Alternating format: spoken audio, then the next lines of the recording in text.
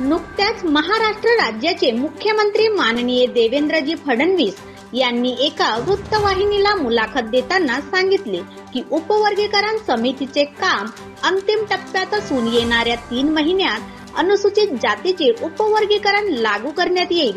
महाराष्ट्र सरकारच्या या निर्णयाविरोधात भंडारा येथे आंबेडकरवादी संघटना व राजकीय पक्षांच्या संयुक्त विद्यमाने भव्य आक्रोश मोर्चाचे आयोजन करण्यात आले। सदर मोर्चाची सुरुवात दसरा मैदान शास्त्री चौक येथून सुरुवात झाली व जिल्हाधिकारी कार्यालयावर मोर्चा धडकला व त्रिमूर्ती चौकात सभेचे रूपांतर झाले। एससी उपवर्गीकरण करण्याचा निर्णय मागे घेत उपवर्गीकरण करण्यासाठी स्थापित केलेली समिती तात्काळ रद्द करावी। बीटी ऍक्ट रद्द करून महाबोधी महाविहार बौद्धांच्या ताब्यात देण्यात यावा। सामाजिक न्याय विभागांचा निधी इतरत्र वाढवू नये।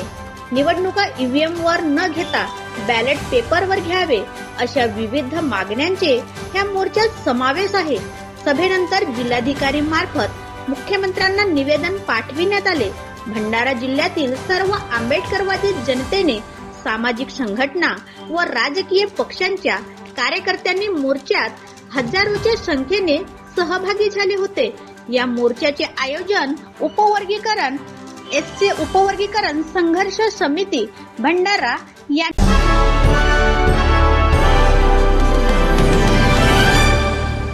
सरकारच्या कराचं काय खाली डोक्यावरत पाय, या सरकारच्या कराचं काय खाली डोक्यावरत पाय, भारतीय संविधान जिंदाबाद जिंदाबाद जिंदाबाद, ईव्हीएम सरकार मुर्दाबाद मुर्दाबाद मुर्दाबाद, ईव्हीएम सरकार मुर्दाबाद मुर्दाबाद मुर्दाबाद, एसटी उपवर्गीकरण समिती रद्द झाल्याच पाहिजे, झालंच पाहिजे, झालंच पाहिजे, एसटी उपवर्गीकरण समिती रद्द झाल्याच पाहिजे, झालंच पाहिजे, झालंच पाहिजे, या मानवाची सरकारचं करायचं काय खाली डोक्यावरती पाय, या मानवाची सरकारचं करायचं काय खाली डोक्यावरती पाय, फडणवीस सरकार होश में आओ, होश में आओ, होश में आओ। ऑगस्ट 2024 ला आला आणि त्या निकालात कोर्टाने सांगितलं की एससी एसटीच्या उपवर्गीकरण करू शकतात राज्य सरकार। या निर्णयाच्या विरोधात 21 ऑगस्ट 2024 रोजी या भारत देशातील तमाम आंबेडकरवाद्यांनी तुम्ही आम्ही सर्वांनी मिळून आपला आवाज बुलंद करत 21 ऑगस्टला हा भारत बंद केलेला आहे। इतिहासात आपली नोंद झालेली आहे।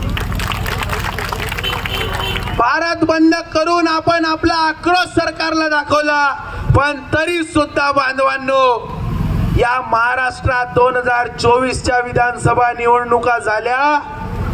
त्या निवडणुकाची आचारसंहिता ज्या दिवशी लागली म्हणजे 15 ऑक्टोबर 2024 3 वाजता आचारसंहिता लागते आणि त्याच्या अगदी 2 तासापूर्वी 1 वाजताच्या जवळपास तुमच्या आमच्या समाजामध्ये फूट पाडण्यासाठी या महाराष्ट्रातील महायुती सरकारने उपवर्गीकरणासाठी उच्च न्यायालयाचे माजी न्यायमूर्ती अनंत बदर यांच्या अध्यक्षतेखाली समिती गठीत केली।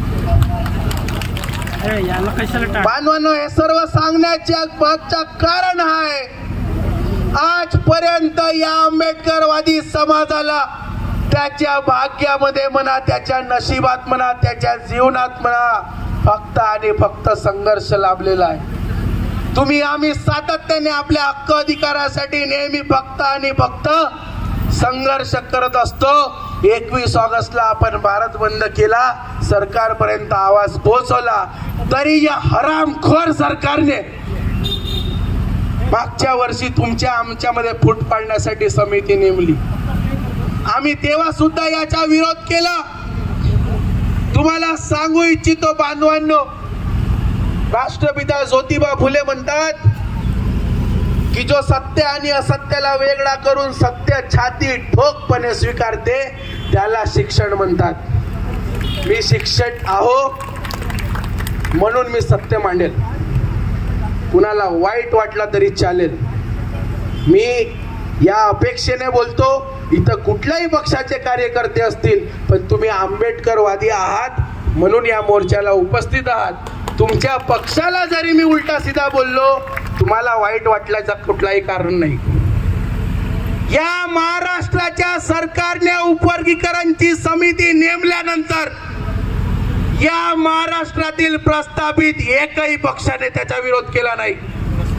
फक्त भाजप असो, शिवसेना असो, राष्ट्रवादी असो किंवा अगदी विपक्ष मध्ये बसलेली काँग्रेस असो, शिवसेना असो किंवा शरद पवारच्या राष्ट्रवादी असो, मग यांनी तुमच्या आमच्या मध्ये फूट पाडणाऱ्या समितीचा विरोध केला नाही. पण तुमच्या आमच्यापर्यंत 2024च्या लोकसभामध्ये हेच भडवे आले होते. काय सांगत आले होते? इस देश का संविधान धोखे में है, बाबा साहब आम्बेडकर का दिया हुआ आरक्षण धोखे में है, इसलिए हमको वोट दो, इंडिया को वोट दो, महाविकास आघाडी को वोट दो. माझा प्रश्न आहे त्या सर्व इंडिया आघाडीच्या नेत्यांना, तुम्ही संविधान वाचवायला निघाल्या होत्या, आज आमच्या आरक्षणामध्ये क्रीमी लेअर लागत आहे, मग आज या संविधानावर धोका नाही आहे का? माझा प्रश्न तुम्हाला आहे. मग आमचा समाज काय फक्त मतदान घेण्यासाठी आहे का? एखादी आपण बिर्याणी खातो ना, बिर्याणी खात असताना, बिर्याणी बनवत असताना तांदळासोबत अनेक प्रकारचे मसाले टाकावे लागतात. ते मसाले तुम्ही आम्ही आहोत. बिर्याणी बनवताना मसाल्याचा काम तुम्ही आम्ही आंबेडकरवादी करतो, आणि एक वेळा या प्रस्थापितांची बिर्याणी शिजली का बिर्याणी खात असताना हळूसेच तेजपान बाजूला ठेवतील, इलायची बाजूला ठेवतील. म्हणजे काय? सत्ता मिळवण्यासाठी तुम्हाला आमची मतं पाहिजेत, पण आमच्या हक्क अधिकारावर बोलण्याचा जेव्हा प्रश्न येते तुम्ही आम्हाला बाजूला करता. आमचा आरोप आहे, एक तरुण म्हणून, आंबेडकरवादी चळवळीतला एक तरुण कार्यकर्ता म्हणून माझा तुमच्यावर आरोप आहे, तुम्ही आमच्या आंदोलनाला समर्थनाचे बॅनर काढले, तुम्ही आमच्या आंदोलनाला समर्थनाचे पत्रक काढले, पण तुम्ही आमच्यासाठी विधान भवनात आवाज उचलला का? उचलला का? विधानसभेच्या तोंडावरती अरे भाजप सरकार तर नेहमी आंबेडकर वादाच्या विरोधात आहे. बाबासाहेब आंबेडकरांना त्रास दिला, आजही आंबेडकरांना त्रास देत आहेत, आजही आंबेडकरवाद्यांना त्रास देत आहेत. त्या दिवशी या देशाचा संविधान लागू झाला 26 जानेवारी 1950 ला, 27 जानेवारी 1950 ला या RSSच्या मुखपत्रामध्ये सांगण्यात आला की आम्हाला हा संविधान मान्य नाही, कारण याच्यामध्ये आमच्या हिंदू धर्मग्रंथांचे कुठल्याही पद्धतीचा उल्लेख नाही. म्हणजे 1950 साली सुद्धा RSS तुमच्या विरोधात होता, आज 2025 साली RSS तुमच्या विरोधात आहे. पण मग तुमच्या समर्थनात कोण आहे? तुम्ही आम्ही आपला मित्र ज्याला समजतो त्या काँग्रेस, राष्ट्रवादी, शिवसेना सुद्धा तुमची मित्र आहे का? तुम्हाला आता ओळखण्याची गरज झाली आहे बांधवांनो. अगदी विधानसभेच्या तोंडावर बोलायला हरकत नाही. मनुभाऊ, आपल्याच समाजातील काही दलालांनी, मी नेहमी एक वाक्य बोलतो, माझ्या वरिष्ठांना कदाचित राग येईल, पण मी नेहमी एक म्हणते जी, आपल्या शत्रूचे सैन्य मोजण्यापेक्षा मोजण्याच्या आधी आपल्यातील फितूर पहिले ओळखावा.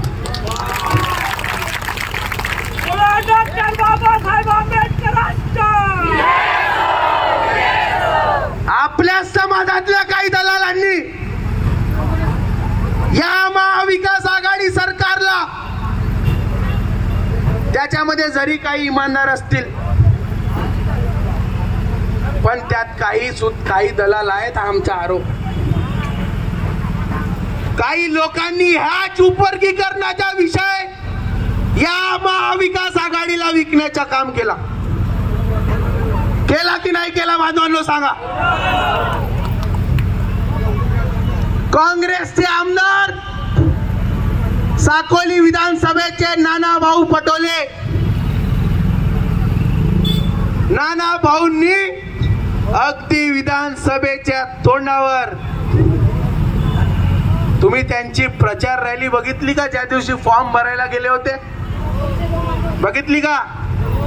ज्याने बघितली नसेल माझ्याकडे आम्ही फोटो दाखवतो. काँग्रेसच्या झेंड्यापेक्षा नाही का हे जयभीमचे झेंडे जास्त होते. बरोबर आहे.